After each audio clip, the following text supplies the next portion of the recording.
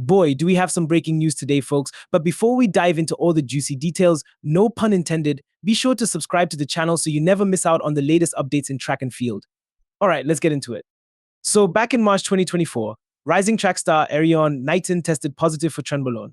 Yes, you heard that right. Trenbolone is a powerful anabolic steroid that's typically used to bulk up cattle. This isn't your everyday substance, we're talking about something serious here. The moment the news broke, the world of athletics was in shock. Knighton, this young phenom who had already been turning heads in the sprinting world, was suddenly at the center of a drug controversy. Now, Knighton's team was quick to defend him. They claimed that the Trenbolone wasn't taken intentionally. Instead, they argued that it got into his system through something he ate specifically, contaminated meat. Yeah, I know what you're thinking, and honestly, my reaction was the same. But let's break down this defense. Apparently, Trenbolone is still used legally in the United States to help beef cattle bulk up faster. The idea is that Knighton accidentally ate meat from an animal that had been treated with this steroid. That's the argument. This kind of defense is incredibly rare. I mean, we're talking about a situation that hardly ever happens. Even the World Anti-Doping Agency came out with a statement saying, and I quote, "It's extremely rare for meat contamination to cause a positive test for Trenbolone." So, that's a bit of a head scratcher, right? I mean, if this is such a rare occurrence, how did it happen to Knighton? And why haven't we heard more cases of athletes testing positive for Trenbolone if it's supposedly in our food supply? Shouldn't we all be, walking around with superhuman muscles if beef-induced steroids are floating around in our food? Despite all that, the Athletics Integrity Unit, or AIU for short, ruled in June 2024 that Knighton had established what they call no fault. This meant he wasn't going to face any suspension. The ruling essentially said that Knighton wasn't doping intentionally and the Trenbolone got into his system by sheer bad luck. So case closed, right? Knighton walks away with no penalties and it's all over. But here's the twist, it's far from over. Just when we thought the dust had settled, things took another turn. The AIU decided to appeal the ruling, which means this case is about to heat up all over again. So why the appeal? Well, the AIU seems to be skeptical of that contaminated meat defense. And honestly, I don't blame them. Like I said earlier, this kind of defense is rare and the AIU is not convinced that the positive test was the result of something Knighton ate. They've taken this skepticism and turned it into a formal appeal to the Court of Arbitration for Sport, or CAS for short.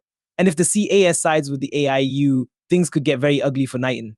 Let me break it down for you. If the CAS rules in favor of the AIU, Knighton could face a 4-year ban. Yes, you heard me right. 4 whole years. That's not just a slap on the wrist, that's a full knockout punch. A 4-year ban would completely derail his career, especially given that Knighton is still so young and just getting started on what could be an extraordinary career. Not only that, but if the CAS decides to overturn the original ruling, all of Knighton's recent competition results could be wiped off the record books. All those hard-earned victories, gone. I mean, can you imagine? Knighton is already a rising star. Some are calling him the next Usain Bolt. To see him go from that level of potential to possibly being banned for 4 years would be a massive blow, not just for him, but for the sport as a whole. There's a lot on the line here, and it's not just Knighton's future. This case could set a precedent for how similar cases are handled in the future. Let's circle back to that rare meat contamination defense.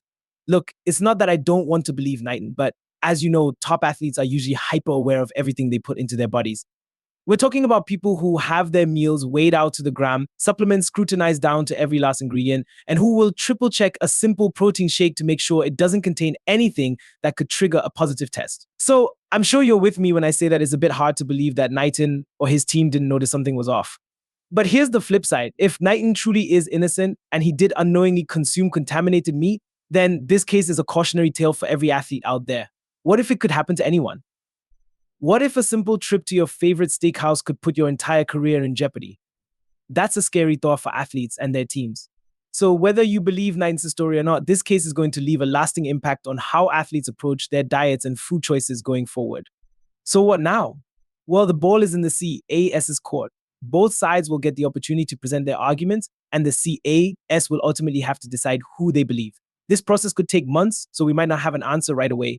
But make no mistake, the outcome of this appeal is going to send shockwaves through the track and field community. It's hard to predict what's going to happen next, but one thing's for sure, eyes are on this case. The stakes are incredibly high, and no matter what the outcome is going to have a major impact on the sport. So what do you think? Do you believe Knighton's story about the contaminated meat, or do you think the AIU is right to challenge the ruling? This case is far from over, and there are still so many questions left unanswered. I'm curious to hear your thoughts in the comments below. Don't forget to like this video and subscribe to the channel for more updates on this story and other breaking news in the world of track and field. Thanks for watching, and I'll see you all in the next one.